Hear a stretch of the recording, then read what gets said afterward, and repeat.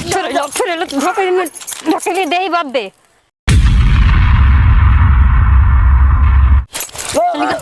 निकल घर में निकल। आ गइला घर में ना तो कह दे कि तार पूरे मुंह फूट दे बाबे जान देगा तो सुअर कहीं के। काहे तू एले मुंह उठा के जा? हम घर आ गइनी। घर आ गइनी हां, घर ला आ गइनी हां। जहिया छोड़ के गइले तहिया तो नहीं याद रहे कि मेहरारू बिया लइका बाटे। ओ दिन तपस्या भस्मा सुर के करत। अच्छा तब तो हाथ तपस्या तासा तपस्या के जरूरत नहीं के बा, ठीक ना? हमार तपस्या कइला के तोर जरूरत नहीं के बा, ठीक ना? ए लक्ष्मी ऐसे काहे ऊपर लक्ष्मी लक्ष्मी जहिया तोर जरूरत रहे हमारा के कि हमर मर्द के साथ चाहिए तहिया काहे तो छोड़ के गइले? ओ घरी हम अखिया पर ना लौकत रहे। ना लौकत रहे? आज लौकता हर लौकता आज तारा के लौकता तो जौने गोड़े आइल वाला ना तौने गोड़े लौट के चल जाए दम, ठीक ना?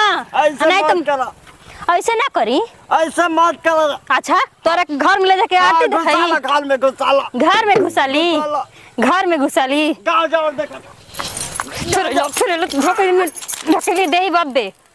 कह देता नहीं हमार लइका फैका जैसे टूअर बना सा वही रंग भले रही सन, लेकिन आज के तरह से घर में घुसे न। कहाँ जाता रहा, कहाँ जाता रहो? मर जाए अपन बेटन के भले बाप के नाम ना देव, लेकिन तोर सन पापी के कबो घर में घुसे ना देव, समझ गइले ना? मर जाए बाप, मर जेबे कराया।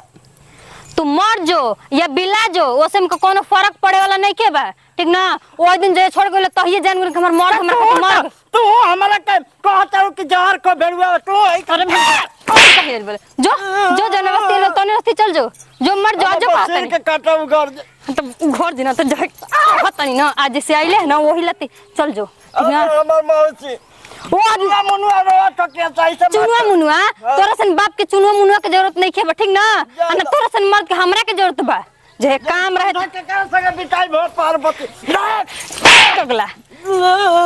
जाड़ा में बरसात में गर्मी में तो तोरा से दिन काट लेहनी तइले जाड़ा में मुंह उठा के तो अइहे मत भाग भाग दोगला। घोड़ी हमार जाला तोड़ देलो के केहू के देलो को, लेकिन हमार मुंह के आगे अइहे मत। आज दोगला आज दोगला तो देख तर मार के ना चप्पल मुंह लाल कर देने तो फिर से बात का।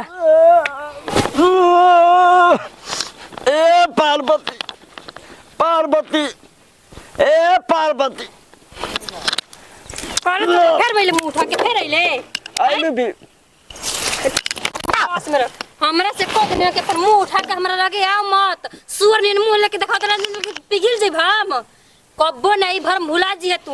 हमर तू अपना शरण में ला के लो जान बेगा जब हमरा के तोर शरण में रह के तहिया तोर मुंह दया ना लगल हैं जा मुंह दया ना लगल छोड़ जान बेगा के बल माफी का चाहता नहीं माफी के तू माफी के लायक हम हो त बने बाप रहित ना बाप मर गेल ओकरा के देखती आइले हैं ओकरा के देखती आइले बाप रहित तोर के लात मार के ना खेली तो ओसे हम सोत ना भाग हमर जे घरे आगे मत देख लीजिए जरा कहीं का जाता नहीं बकरा बकरी संग जी ले बके हम हो जाता नहीं साला कहीं का जो